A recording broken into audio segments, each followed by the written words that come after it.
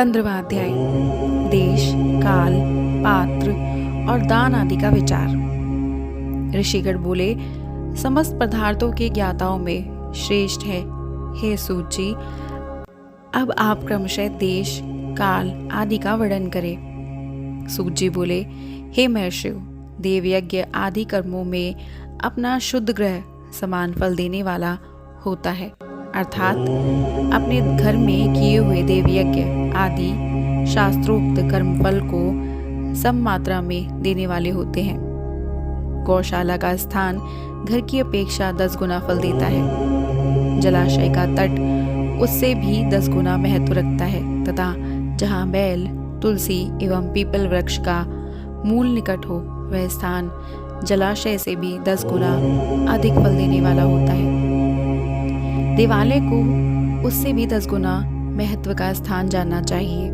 तीर्थ भूमि का तट देवालय से भी 10 गुना महत्व रखता है और उससे 10 गुना श्रेष्ठ है। नदी का किनारा उससे 10 गुना उत्कृष्ट है। तीर्थ नदी का तट और उससे भी 10 गुना महत्व रखता है। सप्तगंगा नामक नदियों का तीर्थ गंगा, गोदावरी, कावेरी, ताम्रपर्णी, सिंधु, सरयू और नर्मदा, इन 7 नदियों को सप्तगंगा कहा गया है। समुद्र के तट का स्थान इनसे भी 10 गुना अधिक पवित्र माना गया है और पर्वत के शिखर का प्रदेश समुद्र तट से भी 10 गुना पावन है। सबसे अधिक महत्व का वह स्थान जानना चाहिए जहाँ मन लग जाए। यहाँ तक देश का वर्णन हुआ है। अब काल का तारतम्य बताना जाता है। सतयुग में यज्ञ, दान आदि कर्म पूर्ण फल देने वाले होते हैं, ऐसा जानना चाहिए। त्रेता युग में उनका 3/4 फल मिलता है। द्वापर में सदा आधे ही फल की प्राप्ति कही गई है। कलयुग में 1/4 ही फल की प्राप्ति समझनी चाहिए और आधा कलयुग बीतने पर उस फल में 1/4 कम हो जाता है। शुद्ध अंतकरण वाले पुरुष को शुद्ध एवं पवित्र दिन सम फल देने वाला होता है। हे विद्वान ब्राह्मणों, सूर्य संक्रांति के दिन किया हुआ सत्कर्म पूर्वोक्त शुद्ध दिन की अपेक्षा 10 गुना फल देने वाला होता है, ये जानना चाहिए।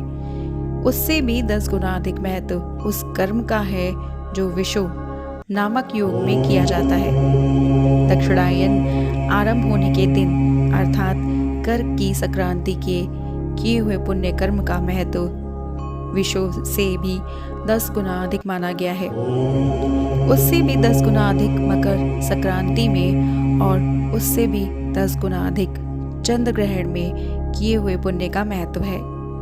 सूर्य ग्रहण का समय सबसे उत्तम है। उसमें किए गए पुण्य कर्म का फल चंद्र ग्रहण से भी अधिक और पूर्ण मात्रा में होता है। इस बात को विज्ञ पुरुष कहते हैं। जगत रूपी सूर्य का राहु रूपी विष से संयोग होता है, इसलिए सूर्य ग्रहण का समय रोग प्रदान करने वाला है। अतः उस विष की शांति के लिए उस समय स्नान, दान और जप करना चाहिए। वह काल विष की शांति के लिए उपयोगी होने के कारण पुण्यप्रद माना गया है।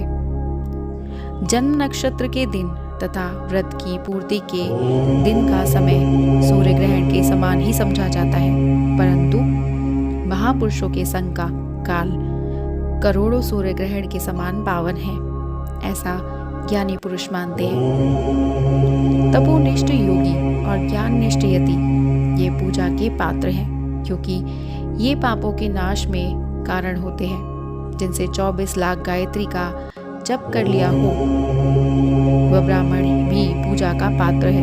उसका पूजन समर्पण संपूर्ण फलों और भोगों को देने में समर्थ है।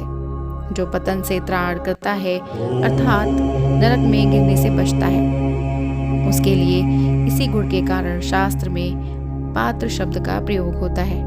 वह दाता को पात्र से त्राण प्रदान करने के कारण पात्र कहलाता है। ज्योतिष के अनुसार वह समय जबकि सूर्य विषुव रेखा पर होता है और दिन तथा रात दोनों बराबर होते हैं। ये वर्ष में 2 बार होता है। तो सौर चैत्र मास की नवमी तिथि तथा या अंग्रेजी दिनांक 21 मार्च को और दूसरा अश्विन की नवमी तिथि या अंग्रेजी दिनांक 22 सितंबर को। गायत्री अपना गान करने वाले का अधोगति से त्राण करती है, इसलिए वह गायत्री कहलाती है। जैसे इस लोक में जो धनहीन है वह दूसरों को धन नहीं दे सकता, जो यहाँ धनवान है वही दूसरों को धन दे सकता है। उसी तरह जो स्वयं शुद्ध और पवित्रात्मा है वही दूसरे मनुष्यों का त्राण या उद्धार कर सकता है। जो गायत्री का जप करके शुद्ध हो गया हो वही शुद्ध ब्राह्मण कहा जाता है। इसलिए दान, जप, होम, पूजा इन सभी कर्मों के लिए वही शुद्ध पात्र है। ऐसा ब्राह्मण ही दान लेने तथा रक्षा करने की पात्रता रखता है। स्त्री हो या पुरुष, जो भी भूखा हो वही अन्नदान का पात्र है। श्रेष्ठ ब्राह्मण को समय पर बुलाकर उसे धन अथवा उत्तम वाणी से संतुष्ट करना चाहिए। इससे अभीष्ट फल की प्राप्ति होती है। जिसको जिस वस्तु की इच्छा हो उसे वो वस्तु बिना मांगे ही दे दी जाए तो दाता को उस दान का पूरा पूरा फल प्राप्त होता है। ऐसी महर्षियों की मान्यता है। जो याचना करने के बाद दिया गया हो वो दान आधा ही फल देने वाला बताया गया है। अपने सेवक को दिया हुआ दान 1/4 फल देने वाला कहा गया है। हे विप्रवरों, जो जाति मात्र से ब्राह्मण है और दीनतापूर्ण वृत्ति से जीवन बिताता है उसे दिया हुआ धन का दान दाता को इस भूतल पर 10 वर्षों तक भोग प्रदान करने वाला होता है। वही दान यदि वेद वेता ब्राह्मण को दिया जाए तो स्वर्गलोक में देवताओं के 10 वर्षों तक दिव्य भोग देने वाला होता है। गायत्री जप का ब्राह्मणों को दान देने से सत्यलोक में 10 वर्षों तक पुण्य भोग प्राप्त होता है और विष्णु भक्त ब्राह्मणों को दिया गया दान वैकुंठ की प्राप्ति कराने वाला जाना जाता है। शिव भक्त विप्र को दिया हुआ दान कैलाश की प्राप्ति कराने वाला कहा गया है। इस प्रकार सबको इन लोकों में भोग प्राप्ति के लिए दान देना चाहिए। 15वें अध्याय का भाग 2 अब हम सुनेंगे हमारी अगली वीडियो में। तो इसके लिए हमारे चैनल वॉइस ऑफ टेल्स को सब्सक्राइब करना ना भूलें और हमारी वीडियो को लाइक, शेयर, सब्सक्राइब ज़रूर करें। Incredible India.